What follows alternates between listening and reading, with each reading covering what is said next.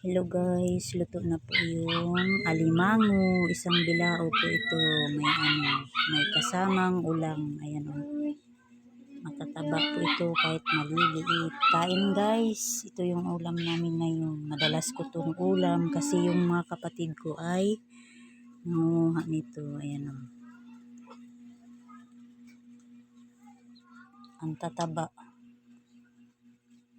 Yung iba nito gagataan ko para may gulay at sabaw ang baby ko. Ayan o, tingnan nyo ang taba o. Kahit maliliit siya, kasi hindi ko po afford yung malalaki. Barter lang to sa kapatid ko ng kape dahil mahilig siya sa kape. Isang tayo na kape, sapat na sa kanya. Ang kapalit nito ay isang bilaong maliliit na alimango. May kasama pang ulam. Ayan. Diba? Sangka pa. Kahit paano alimango pa din kahit maliliit.